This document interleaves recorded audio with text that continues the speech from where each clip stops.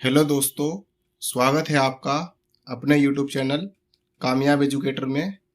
आज की इस वीडियो में हम एनसीईआरटी एमसीक्यू सीरीज जो क्लास 6 to 10 चैप्टर वाइज बनाई गई है, उसकी कक्षा 7 की इतिहास की पुस्तक हमारे अतीत भाग 2 का चैप्टर वाइज एमसीक्यू सीरीज का रिव्यू करेंगे, जो DSSB और EMRS TGT सोशल साइंस के एग्ज़ाम की तैयारी के लिए काफ़ी बेनिफिशियल रहेगा। तो चलिए शुरू करते हैं। तो दोस्तों, ये है हमारी इतिहास की हमारे अतीत भाग 2 कक्षा 7 की पुस्तक, जिसका पहले चैप्टर का नाम है हजारों वर्ष के दौरान हुए परिवर्तन की पड़ताल। पहले क्वेश्चन की ओर चलते हैं। 700 से 1750 ईस्वी के बीच निम्न नई प्रौद्योगिकी के दर्शन कब हुए? तो वो उपरोक्त सभी। अगले सवाल की तरफ बढ़ते हैं। मुसलमानों का कौन सा धर्म ग्रंथ है? तो वह कुरान शरीफ। अगले सवाल की ओर बढ़ते हैं। खलीफाओं के प्रभुत्व को स्वीकार करने वाला कौन सा मुस्लिम समुदाय था? तो वह था सुन्नी। अगले सवाल की ओर बढ़ते हैं। पैगंबर साहिब के दामाद अली से जुड़ा मुस्लिम समुदाय कौन सा है? वह शिया। अगले सवाल की ओर बढ़ते हैं। इस्लामी न्याय सिद्धांत क्या है? उसे कहा जाता है उलेमा। अगले सवाल की ओर बढ़ते हैं। भारतीय महाद्वीप का मानचित्र 1 किसने बनाया था? तो वे थे अरब भूगोलवेत्ता अल इदरीसी। अगले सवाल की ओर बढ़ते हैं। भारतीय उपमहाद्वीप का मानचित्र 1 कब बनाया गया? तो सन 1154 में।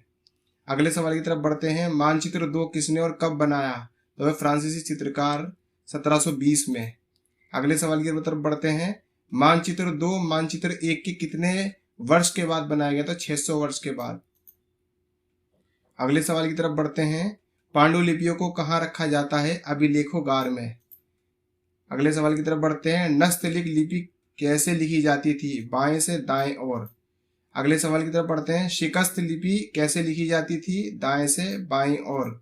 अगले सवाल की तरफ बढ़ते हैं। सबसे ज्यादा उन्नति कब हुई? सन 700 से 1750। अगले सवाल की तरफ बढ़ते हैं। सन 700 से 1750 के बीच कौन सा खान पान आया? तो इसमें उपरोक्त सभी। अगले सवाल की तरफ बढ़ते हैं। राजपूत कौन से वर्ण में होने का दावा करते हैं? तो इसमें क्षत्रिय। अगले सवाल की तरफ बढ़ते हैं। जाति पंचायत किसे कहते हैं? बड़े बुजुर्गों की सभा। अगले सवाल की तरफ बढ़ते हैं। अमीर खुसरो ने भाषाओं के बारे में कब बताया? तो सन 1318 में। अगले सवाल की तरफ बढ़ते हैं। संस्कृत भाषा एक डैश भाषा है? तो वह प्राचीन। अगले सवाल की तरफ बढ़ते हैं। ब्राह्मणों के आदर के लिए कौन सा शब्द इस्तेमाल होता था? तो वह था संरक्षक। अगले सवाल की तरफ बढ़ते हैं। कुरान शरीफ की उत्पत्ति का कब पता चला? 7वीं सदी में। अगले सवाल की तरफ बढ़ते हैं। भारत के इतिहास को कितने युगों में बांटा गया? 3। अगले सवाल की तरफ बढ़ते हैं। भारत के इतिहास के कौन कौन से युग थे? तो उपरोक्त सभी। अगले सवाल की ओर बढ़ते हैं। आधुनिक काल की तुलना मध्यकाल कैसा था? तो रूढ़िवादी। अगले सवाल की तरफ बढ़ते हैं। आधुनिकता के साथ कौन सी प्रगति का भाव जुड़ा है? तो बौद्धिक और भौतिक उन्नति। अगले सवाल की तरफ बढ़ते हैं। भाषा के बारे में किसने बात उठाई? तो वे थे अमीर खुसरो। अगले सवाल की तरफ बढ़ते हैं। हिंदुस्तान शब्द का सबसे पहले प्रयोग किसने किया? मिनहाज ए सिराज। अगले सवाल की ओर बढ़ते हैं। कन्नौज कहाँ पर स्थित है? उत्तर प्रदेश में। अगले सवाल की तरफ बढ़ते हैं। किस दिल्ली सुल्तान की प्रशंसा में एक संस्कृत प्रशास्त्री लिखी गई? तो गयासुद्दीन बलबन। अगले सवाल की तरफ बढ़ते हैं। अतीत में विदेशी किसे माना जाता था? जो भारतीय ना हो, अजनबी को, विदेशों में रहने वाले को, उपरोक्त सभी। तो दोस्तों, बढ़ते हैं अपने पुस्तक के अगले चैप्टर राजा और उनके राज्य। पहला सवाल है। न्याय अधिकारियों द्वारा जुर्माने के तौर पर कौन से कर वसूल किए जाते थे? तो उपरोक्त सभी। अगले सवाल की तरफ बढ़ते हैं। भूमि की सीमाओं को किससे चिन्हित किया जाता था? तो कांटेदार झाड़ियां लगाकर। अगले सवाल की तरफ बढ़ते हैं। मिसाल के तौर पर किसने राजशाही कायम करने के लिए सैन्य कौशल का इस्तेमाल किया? तो इसमें कदम मयूर शर्मन और गुज्जर प्रतिहार हरिचंद्र ब्राह्मण, का और खा दोनों। अगले सवाल की तरफ बढ़ते हैं। एलोरा की गुफाओं को किसकी आकृति में दिखाया गया है? तो वे विष्णु को नरसिंह के रूप में और पुरुष सिंह के रूप में, का और खा दोनों। अगले सवाल की तरफ बढ़ते हैं। राज राजेंद्र प्रथम द्वारा बनाए गए कौन से मंदिर मूर्तिकला की दृष्टि से चमत्कार हैं? तो वह तंजावुर और गंगईकोंड चोलपुरम के बड़े मंदिर, का और खा दोनों। अगले सवाल की तरफ बढ़ते हैं। मंदिर पूजा आराधना के साथ किस किस चीज के केंद्र थे? तो इसमें उपरोक्त सभी। अगले सवाल की ओर बढ़ते हैं। सिंचाई के लिए कौन सी पद्धतियां अपनाई जाती थी? तो इसमें उपरोक्त सभी। अगले सवाल की ओर बढ़ते हैं। सिंचाई के काम में किन योजनाओं की जरूरत होती थी? तो इसमें उपरोक्त सभी। अगले सवाल की तरफ बढ़ते हैं। ग्राम परिषद और नाडू गांव के समूह में कौन से प्रशासनिक कार्य करते थे? तो का और खा दोनों, न्याय करने और कर वसूलने। अगले सवाल की तरफ बढ़ते हैं। भूमि पर कौन सी चीजें ऐसी हैं जिन पर कर वसूल किया जाता है? तो इसमें उपरोक्त सभी। अगले सवाल की तरफ बढ़ते हैं। 7वीं और 12वीं शताब्दी के प्रमुख राज्य कौन कौन से रहे हैं? तो इसमें उपरोक्त सभी। अगले सवाल की तरफ चलते हैं। कदम, मयूर, शरमन और गुज्जर प्रतिहार ने कौन से राज्य में सफलता प्राप्त की थी? तो इनमें से किसी में भी नहीं। अगले सवाल की तरफ बढ़ते हैं। सुल्तान महमूद ने कब से कब तक शासन किया? तो सन 997 से 1030। अगले सवाल की तरफ बढ़ते हैं। सुल्तान महमूद ने अपने नियंत्रण का विस्तार किस हिस्से तक किया? तो का और खा दोनों, मध्य एशिया के भागों में, ईरान और उपमहाद्वीप के उत्तर पश्चिम भागों में। अगले सवाल की तरफ बढ़ते हैं। चौहानों का सबसे प्रसिद्ध शासक कौन था? तो वह था पृथ्वीराज तृतीय। अगले सवाल की तरफ बढ़ते हैं। सबसे शक्तिशाली चोल शासक किसे माना गया? तो राजा राज प्रथम। अगले सवाल की तरफ बढ़ते हैं। विजयालय ने डेल्टा पर कब्जा करके वहां क्या बनवाया? तो तंजावुर शहर और निशुम सुहिनी देवी का मंदिर, का और खा दोनों। अगले सवाल की तरफ बढ़ते हैं। सोमनाथ मंदिर कहाँ पर स्थित है? तो वह गुजरात में। अगले सवाल की तरफ बढ़ते हैं। मुगल काल में किसानों की बस्तियां क्या कहलाती थी? उर। अगले सवाल की तरफ बढ़ते हैं। किसी विद्यालय के रखरखाव के लिए दी गई भूमि क्या कहलाती थी? शाला भोग। अगले सवाल की तरफ बढ़ते हैं। राज तरंगिणी किसके द्वारा लिखी गई थी? कल्हड़ के द्वारा। अगले सवाल की तरफ बढ़ते हैं। सोमनाथ मंदिर को कौन लूट कर ले गया था? महमूद गजनवी। अगले सवाल की तरफ बढ़ते हैं। मंडल के स्वामी को क्या कहा जाता था? महामंडलेश्वर। अगले सवाल की तरफ बढ़ते हैं। दंती दुर्ग कौन था? राष्ट्रकूट का प्रधान। अगले सवाल की तरफ बढ़ते हैं। राष्ट्रकूट काल की कृति कौन सी है? तो एलोरा की गुफा और अजंता की गुफा दोनों। अगले सवाल की तरफ बढ़ते हैं। राजाओं के राजा को क्या कहते हैं? महाराजा धीराज। अगले सवाल की तरफ बढ़ते हैं। त्रिभुवन का क्या अर्थ होता है? 3 भवनों का समूह। अगले सवाल की तरफ बढ़ते हैं। चौहानों का प्रसिद्ध शासक कौन था? तो वह था पृथ्वीराज तृतीय। अगले सवाल की तरफ बढ़ते हैं। पृथ्वीराज तृतीय और मोहम्मद गोरी के बीच युद्ध कब हुआ था? तो 1191 और 1192। अगले सवाल की ओर बढ़ते हैं। गांव के समूह को क्या कहते हैं? नाडू। अगले सवाल की तरफ कहते हैं। गंगई कोंड चोलपुरम क्या है? मंदिर। अगले सवाल की तरफ बढ़ते हैं। तो दोस्तों ये हमारा अगला चैप्टर दिल्ली 12 से 15वीं शताब्दी। पहला सवाल है। रजिया सुल्तान इल्तुतमिश की बेटी कब सिंहासन पर बैठी? 1236 में। अगले सवाल की तरफ बढ़ते हैं। कौन दिल्ली के सुल्तानों में शामिल नहीं था? अकबर। अगले सवाल की तरफ बढ़ते हैं। अलाउद्दीन खिलजी के अधीन किस पर कर लिया जाता था? उपरोक्त सभी। अगले सवाल की तरफ बढ़ते हैं। सांकेतिक मुद्रा चलाने वाला सुल्तान कौन था? मोहम्मद तुगलक। अगले सवाल की तरफ बढ़ते हैं। दिल्ली के किस सुल्तान ने कीमतों पर नियंत्रण लागू किया? तो वे थे अलाउद्दीन खिलजी। अगले सवाल की तरफ बढ़ते हैं। दिल्ली सल्तनत का अंतिम राजवंश कौन था? लोधी वंश। अगले सवाल की तरफ बढ़ते हैं। मुगल सम्राट हुमायूं को पराजित करने वाला शासक कौन था? तो शेरशाह सूरी। अगले सवाल की तरफ बढ़ते हैं। हौज खास कहाँ पर स्थित है? दिल्ली में। अगले सवाल की तरफ बढ़ते हैं। दिल्ली के सुल्तानों के शासनकाल में भाषा कौन सी थी? तो वह थी फारसी। अगले सवाल की तरफ बढ़ते हैं। इब्न बतूता किस देश से भारत आया था? मोरक्को से। अगले सवाल की तरफ बढ़ते हैं। सबसे पहले दिल्ली में राजधानी किसने स्थापित की थी? तोमर ने। अगले सवाल की तरफ चलते हैं। सबसे पहला तुर्की शासक कौन था? कुतुबुद्दीन ऐबक। अगले सवाल की तरफ चलते हैं। खिलजी वंश का संस्थापक कौन था? जलालुद्दीन खिलजी। अगले सवाल की तरफ बढ़ते हैं। अलाई दरवाजा कहाँ पर स्थित है? दिल्ली में। अगले सवाल की तरफ बढ़ते हैं। मुसलमान अल्लाह की आराधना में क्या करते थे? सजदा। अगले सवाल की तरफ बढ़ते हैं। किसने मेरिशियन शहर सैनिकों के लिए बनाया था? वे था अलाउद्दीन खिलजी। अगले सवाल की तरफ बढ़ते हैं। कुव्वतुल इस्लाम मस्जिद किसके द्वारा बनाई गई थी? कुतुबुद्दीन ऐबक। अगले सवाल की तरफ जहां पना शहर किसने बसाया था? शाहजहां ने। तो दोस्तों बढ़ते हैं अपने पुस्तक के अगले चैप्टर पे। मुगल 16वीं से 17वीं शताब्दी। कुतुब मीनार की पहली मंजिल किसने बनवाई थी? कुतुबुद्दीन ऐबक ने। अगले सवाल की तरफ बढ़ते हैं। कुतुब मीनार का निर्माण कार्य किसने पूरा कराया? इल्तुतमिश ने। अगले सवाल की तरफ बढ़ते हैं। 11वीं शताब्दी के आरंभिक में निम्नलिखित में से किसके मंदिर का शिखर सबसे ऊंचा था? तंजावुर का राज राजेश्वर मंदिर। अगले सवाल की तरफ बढ़ते हैं। तंजावुर के राज राजेश्वर मंदिर का निर्माण किसने करवाया था? राजा राजदेव ने। अगले सवाल की तरफ बढ़ते हैं। सोमनाथ के मंदिर को लूटने वाला आक्रमणकारी कौन था? तो महमूद गजनवी। अगले सवाल की तरफ चार बाग बनाने की परंपरा किस शासक के समय शुरू हुई? अकबर के। अगले सवाल की तरफ बढ़ते हैं। आगरा में ताजमहल तथा दिल्ली में लाल किले का निर्माण किसने करवाया? शाहजहां ने। अगले सवाल की ओर बढ़ते हैं। कुतुब मीनार का इल्तुतमिश द्वारा कब पूरा किया गया? 1229 में। अगले सवाल की ओर बढ़ते हैं। 8वीं और 18वीं शताब्दी में राजाओं ने कौन सी इमारतों का निर्माण कराया? तो उपरोक्त सभी। अगले सवाल की ओर बढ़ते हैं। अनुप्रस्थ प्रौढ़ शैली किसे कहते हैं? उपरोक्त सभी। छत बनाना, खिड़कियां बनाना, दरवाजे बनाना। अगले सवाल की ओर बढ़ते हैं। कंदरिया महादेव मंदिर का निर्माण किस राजा ने कराया? राजा धंगदेव। अगले सवाल की ओर बढ़ते हैं। मंदिर में मूर्तियां कहाँ रखी जाती? गर्भगृह में। अगले सवाल की तरफ बढ़ते हैं। चारू पल्लम का शाब्दिक अर्थ क्या होता है? चढ़ाई दर रास्ता।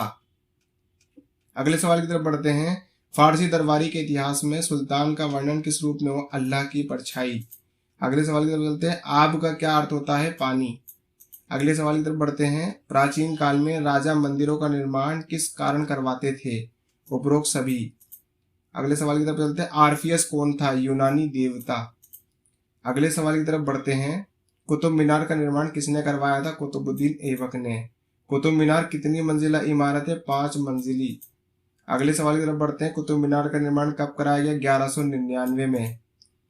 अगले सवाल की तरफ बढ़ते हैं। आगरा का किला किसने बनवाया था? अकबर ने। अगले सवाल की तरफ बढ़ते हैं। कुव्वतुल इस्लाम मस्जिद कहाँ पर स्थित है? दिल्ली में। अगले सवाल की तरफ बढ़ते हैं। कंदरिया महादेव मंदिर का निर्माण किसने करवाया था? चंदेलों ने। अगले सवाल की तरफ बढ़ते हैं। जामा मस्जिद किसने बनवाई थी? शाहजहां ने। अगले सवाल की तरफ बढ़ते हैं। चार बाग कहाँ पर स्थित है? दिल्ली में। अगले सवाल की तरफ बढ़ते हैं। शालीमार बाग कहाँ पर स्थित है? कश्मीर में। अगले सवाल की तरफ बढ़ते हैं। शेख चेहली का मकबरा कहाँ पर स्थित है? थानेसर कुरुक्षेत्र में।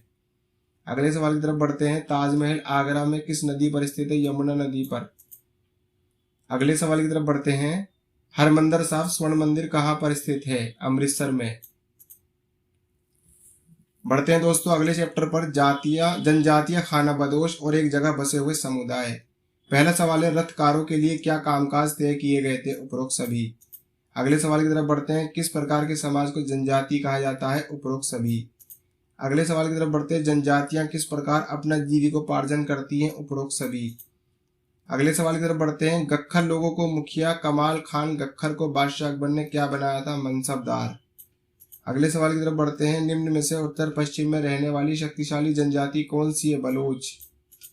अगले सवाल की तरफ बढ़ते हैं। अकबर के प्रसिद्ध सेनापति राजा मानसिंह ने चेर लोगों को पर हमला कब किया? 1591 में। अगले सवाल की तरफ बढ़ते हैं। मुगल सेनाओं ने किसके समय में चेर जनजाति को अपना अधीनस्थ कर लिया? औरंगजेब। अगले सवाल की तरफ बढ़ते हैं। निम्न में से किन ब्राह्मणों द्वारा जातियों के रूप में मान्यता दी गई? तो दी गई थी उपरोक्त सभी को। अगले सवाल की ओर बढ़ते हैं। रानी दुर्गावती ने किसके नाम पर अपने शासन की कमान संभाली? पुत्र के। अगले सवाल की तरफ बढ़ते हैं। मुगलों ने किसके नेतृत्व में अहोम राज्य पर हमला किया? मीर जुमला। अगले सवाल की ओर बढ़ते हैं। अहोम राज्य के लिए जिन लोगों से जबरन काम लिया जाता था वे कहलाते थे पाइक। अगले सवाल की ओर बढ़ते हैं। अहोम लोगों ने किसकी खेती में नए नए तरीके प्रयोग किए? चावल। अगले सवाल की ओर बढ़ते हैं। शिव सिंह के काल में अहोम लोगों का प्रधान कौन सा धर्म कौन सा बन गया? हिंदू। अगले सवाल की ओर बढ़ते हैं। इतिहास में सबसे प्रसिद्ध पशुचारी और शिकारी संग्राहक जनजाति कौन सी थी? मंगोल। अगले सवाल की ओर बढ़ते हैं। संग्राम शाह की उपाधि किसने धारण की थी? गोंड राजा अमनदास। अगले सवाल की ओर बढ़ते हैं। गोखर जनजाति किस स्थान पर पाई जाती है? पंजाब। अगले सवाल की ओर बढ़ते हैं। सबसे महत्वपूर्ण व्यापारी खाना बदोश कौन से हैं? बंजारे। अगले सवाल की ओर बढ़ते हैं। बंजारों का कारवा क्या कहलाता है? टांडा। अगले सवाल की ओर बढ़ते हैं। बाजारों की व्यवस्था किस सुल्तान ने की? अलाउद्दीन खिलजी ने। अगले सवाल की ओर बढ़ते हैं। स्थानांतरित कृषि किस जनजाति के लोग करते थे? गोंड लोग। अगले सवाल की ओर बढ़ते हैं। 84 का विभाजन कैसे होता था? बरहोतों में। अगले सवाल की ओर बढ़ते हैं। अहोम समाज कुलों में विभाजित को क्या कहा जाता है? खेल। तो दोस्तों बढ़ते हैं अपने अगले चैप्टर 6 पर, ईश्वर से अनुराग। पहला सवाल है, विशद धार्मिक अनुष्ठानों के माध्यम से किसे देवी देवताओं के रूप में जाना जाने लगा? तो उपरोक्त सभी। अगले सवाल की ओर बढ़ते हैं, नयनार साधु संतों की संख्या कितनी है? 63। अगले सवाल की ओर बढ़ते हैं, अलवार संत संख्या में कितने थे? 12। अगले सवाल की ओर बढ़ते हैं, भारत के सर्वाधिक प्रभावशाली दार्शनिकों में से किसका जन्म 8वीं शताब्दी में केरल प्रदेश में हुआ था? शंकर। अगले सवाल की ओर बढ़ते हैं, रामानुज का 11वीं शताब्दी में जन्म स्थान कौन सा है? तमिलनाडु। अगले सवाल की ओर बढ़ते हैं, रामानुज ने कौन से सिद्धांत का प्रतिपादन किया? तो वह था विशिष्टता द्वैत। अगले सवाल की ओर बढ़ते हैं, 13वीं से 17वीं शताब्दी तक महाराष्ट्र में सबसे महत्वपूर्ण संत कौन थे? तो ज्ञानेश्वर, नामदेव, तुकाराम, एकनाथ, उपरोक्त सभी। अगले सवाल की ओर बढ़ते हैं, सूफी केंद्र कौन कौन से हैं? तो उपरोक्त सभी। अगले सवाल की ओर बढ़ते हैं, जलालुद्दीन रूमी कौन सी सदी का महान सूफी शायर था? 13वीं शताब्दी। अगले सवाल की ओर बढ़ते हैं, गुरु नानक का जन्म कब हुआ? 1469 में। अगले सवाल की ओर बढ़ते हैं, गुरु नानक का जन्म स्थान कहाँ पर है? तलवंडी। अगले सवाल की ओर बढ़ते हैं, गुरु नानक ने केंद्र कहाँ स्थापित किया था? करतारपुर में। अगले सवाल की ओर बढ़ते हैं, गुरु नानक जी की मृत्यु कब हुई? 1539 में। अगले सवाल की ओर बढ़ते हैं, गुरु नानक जी ने किसे अपना उत्तराधिकारी चुना? गुरु अंगद। अगले सवाल की ओर बढ़ते हैं, पंजाबी की लिपि कौन सी है? गुरुमुखी। अगले सवाल की ओर बढ़ते हैं, गुरु अंगद के 3 उत्तराधिकारियों ने अपनी रचनाएं किसके नाम से लिखी? गुरु नानक देव। अगले सवाल की ओर बढ़ते हैं, स्वर्ण मंदिर कहाँ पर है? अमृतसर। अगले सवाल की ओर बढ़ते हैं, 1606 में किसे मृत्युदंड देने का आदेश दिया गया? गुरु अर्जुन। अगले सवाल की ओर बढ़ते हैं, गुरु गोविंद सिंह ने खालसा की संस्था का निर्माण किया 1699 में। अगले सवाल की ओर बढ़ते हैं, भक्ति और सूफी आंदोलन का उद्भव किस शताब्दी में हुआ? 8वीं। अगले सवाल की ओर बढ़ते हैं, नयनार और अलवार भक्ति आंदोलन कहाँ पर चलाया था? दक्षिण भारत। अगले सवाल की ओर बढ़ते हैं, नयनार संप्रदाय किस ईश्वर की भक्ति करते थे? शिव भक्ति। अगले सवाल की ओर बढ़ते हैं, संगम साहित्य किस भाषा में लिखा गया? तमिल। अगले सवाल की ओर बढ़ते हैं, अलवार किस ईश्वर की भक्ति करते थे? वैष्णव भक्ति। अगले सवाल की ओर बढ़ते हैं, अद्वैतवाद के समर्थक कौन थे? शंकर। अगले सवाल की ओर बढ़ते हैं, ज्ञानेश्वर, नामदेव, एकनाथ और तुकाराम किस जगह के संत थे? महाराष्ट्र। अगले सवाल की ओर बढ़ते हैं, संग्राम शाह की उपाधि किसने धारण की थी? तो वो की थी गोंड राजा अमनदास ने। तो दोस्तों बढ़ते हैं अपने पुस्तक के चैप्टर नंबर 7, क्षेत्रीय संस्कृतियों का निर्माण। पहला प्रश्न है, मणि प्रवालम का शाब्दिक अर्थ क्या होता है? का और खा दोनों ही, हीरा और मूंगा। अगले सवाल की ओर बढ़ते हैं, जगन्नाथ शब्द का शाब्दिक अर्थ होता है दुनिया का मालिक। अगले सवाल की ओर बढ़ते हैं, जगन्नाथ किसका पर्यायवाची है? विष्णु का। अगले सवाल की ओर बढ़ते हैं, कत्थक शब्द किस शब्द से निकला है? कथा। अगले सवाल की ओर बढ़ते हैं, कत्थक किन 2 परंपराओं अर्थात घरानों में फला फूला? तो वे का और खा दोनों। अगले सवाल की ओर बढ़ते हैं, कौन से नृत्य रूप है जिसमें शास्त्रीय माना जाता था? तो उपरोक्त सभी। अगले सवाल की ओर बढ़ते हैं, बंगाल के लोगों की भाषा कौन सी है? बंगाली। अगले सवाल की ओर बढ़ते हैं, कौन से लोग संस्कृत से उपजी हुई भाषा नहीं बोलते? वह बंगाल। अगले सवाल की ओर बढ़ते हैं, बंगाली का उदय किस भाषा में हुआ? संस्कृत। अगले सवाल की ओर बढ़ते हैं, 14वीं से 16वीं शताब्दी के बीच बंगाल पर किसका शासन रहा? सुल्तानों का। अगले सवाल की ओर बढ़ते हैं, गैर संस्कृत शब्दों का विशाल शब्द भंडार किन भाषाओं के स्रोतों से प्राप्त हुआ? उपरोक्त सभी। अगले सवाल की ओर बढ़ते हैं, मांगलिक शब्द का क्या अर्थ है? शुभ।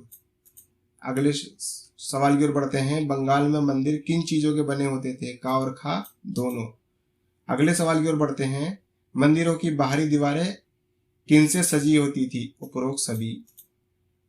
अगले सवाल की ओर बढ़ते हैं, बंगाल में अधिकतर क्या पाया जाता है? का और खा दोनों, मछली और धान। अगले सवाल की ओर बढ़ते हैं, बंगाल में रचित 13वीं शताब्दी का संस्कृत वेद कौन सा है? बृहद धर्म पुराण।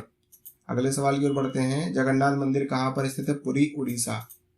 अगले सवाल की ओर बढ़ते हैं, कथक कहाँ का लोक नृत्य है? उत्तर भारत। अगले सवाल की ओर बढ़ते हैं, भरतनाट्यम कहाँ का शास्त्रीय नृत्य है? तमिलनाडु। अगले सवाल की ओर बढ़ते हैं, कुचिपुड़ी कहाँ का शास्त्रीय नृत्य है? आंध्र प्रदेश। अगले सवाल की ओर बढ़ते हैं, रामचरितमानस किसकी रचना है? तुलसीदास। अगले सवाल की ओर बढ़ते हैं, सूरसागर, सूरसारावली और साहित्य लहरी किसकी रचना है? सूरदास की। अगले सवाल की ओर बढ़ते हैं, पंचवाणी और बीजक किसकी रचना है? कबीरदास की। अगले सवाल की ओर बढ़ते हैं, कुतुबुद्दीन बख्तियार काकी का जन्म कहाँ पर हुआ? दिल्ली में। अगले सवाल की ओर बढ़ते हैं, गुरुमुखी लिपि किसके द्वारा लिखी गई थी? गोविंद देव। तो दोस्तों बढ़ते हैं अपने पुस्तक के 8वें चैप्टर पे, 18वीं शताब्दी में नए राजनीतिक गठन। पहला सवाल है, पानीपत की तीसरी लड़ाई कब हुई थी? 1761 में। अगले सवाल की ओर बढ़ते हैं, नादिर शाह कहाँ का शासक था? ईरान। अगले सवाल की ओर बढ़ते हैं, नादिर शाह ने दिल्ली पर आक्रमण कब किया था? 1739। अगले सवाल की ओर बढ़ते हैं, अहमद शाह अब्दाली ने उत्तरी भारत पर कितनी बार आक्रमण किया? 5। अगले सवाल की ओर बढ़ते हैं, मुर्शीद कुली खां कहाँ का संस्थापक था? बंगाल। अगले सवाल की ओर बढ़ते हैं, राजा जयसिंह कहाँ के राजा थे? जयपुर के। अगले सवाल की ओर बढ़ते हैं, हैदराबाद राज्य की स्थापना किसने की? निजामुल मुल्क असफ जहां। अगले सवाल की ओर बढ़ते हैं, मेहरगढ़ किला कहाँ पर स्थित है? जोधपुर में। अगले सवाल की ओर बढ़ते हैं, फ्रांसीसी क्रांति कब हुई? 1789 में। अगले सवाल की ओर बढ़ते हैं, अवध राज्य का संस्थापक कौन था? सादत खान। अगले सवाल की ओर बढ़ते हैं, पुराने मुगल प्रांतों से जिन उत्तराधिकारी राज्यों का उदय हुआ उनमें से प्रमुख राज्य कौन से हैं? तो उपरोक्त सभी। अगले सवाल की ओर बढ़ते हैं, अवध प्रदेश किस नदी के उपजाऊ मैदान में फैला हुआ था? गंगा नदी। अगले सवाल की ओर बढ़ते हैं, किसके नेतृत्व में बंगाल मुगल नियंत्रण से अलग हो गया? तो खान मुर्शीद कुली। अगले सवाल की ओर बढ़ते हैं, जोधपुर के राजा अजीत सिंह को कहाँ की सूबेदारी मिल गई? गुजरात। अगले सवाल की ओर बढ़ते हैं, जोधपुर राजघराने ने किसे जीतकर अपने राज्य में मिला लिया? नागौर।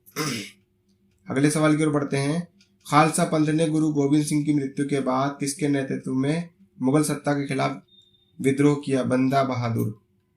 अगले सवाल की ओर बढ़ते हैं, बंदा बहादुर जी को कब मारा गया? 1716 में। अगले सवाल की ओर बढ़ते हैं, जत्थों और मिसलों की संयुक्त सेना क्या कहलाती है? दल खालसा।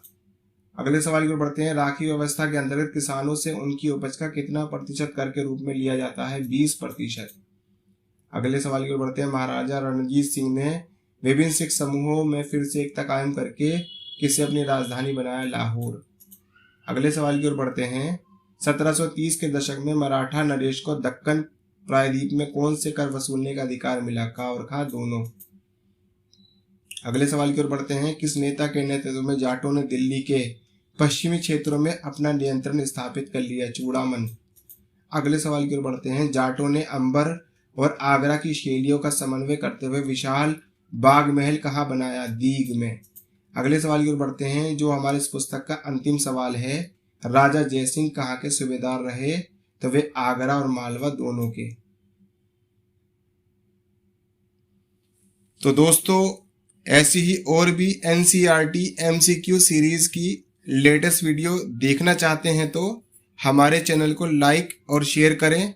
अगर आप हमारे चैनल पर नए हैं तो चैनल को सब्सक्राइब करें, साथ ही बेल आइकन को भी प्रेस करें वीडियो की नोटिफिकेशन पाने के लिए। तब तक के लिए मिलते हैं अगले वीडियो में। धन्यवाद।